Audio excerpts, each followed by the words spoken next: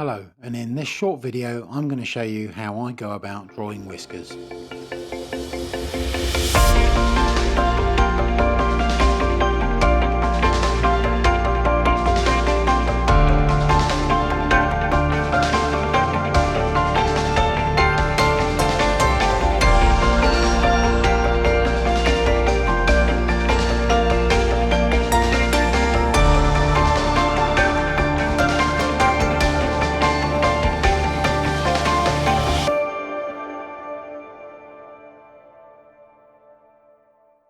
So to do this I'm going to use a Caran d'Ache Graphwood 2B and 4H, a Cretacolor 9H and a putty eraser. And I will be working on St Cuthbert's Saunders Waterford 300g hot press paper. Using the 9H pencil, I first engrave a lower line into the paper. Repeating the process, I then draw a second line above the first, but this one will eventually converge at the tip. I use the 9H for this because being a graphite pencil, it does tend to leave a visible mark in the paper. I now repeat this to create a second whisker. The only difference this time is this one is going to go behind the first.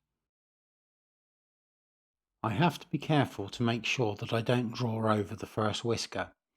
I just simply run the pencil up to the top groove in the paper, then move over to the other side and then carry on.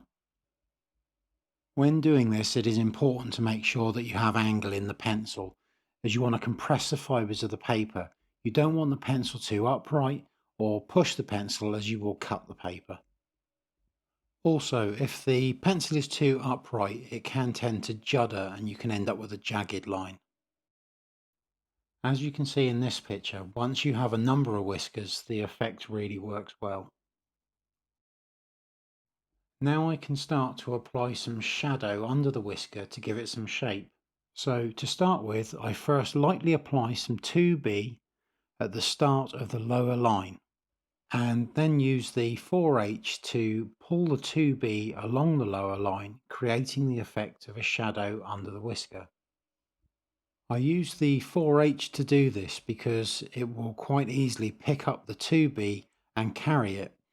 Also as well, the 4H is sharp. If I was to sharpen a 2B to a point, it won't hold that point, it'll only last for a couple of seconds, whereas the 4H will always stay sharp. As you can see in this picture, by repeatedly doing this, you start to add more and more tone into the lower groove, and this gives this effect of shadow under the whisker. Now, when doing whiskers, it's a good idea to only do a couple at a time and to do it at the start of the day.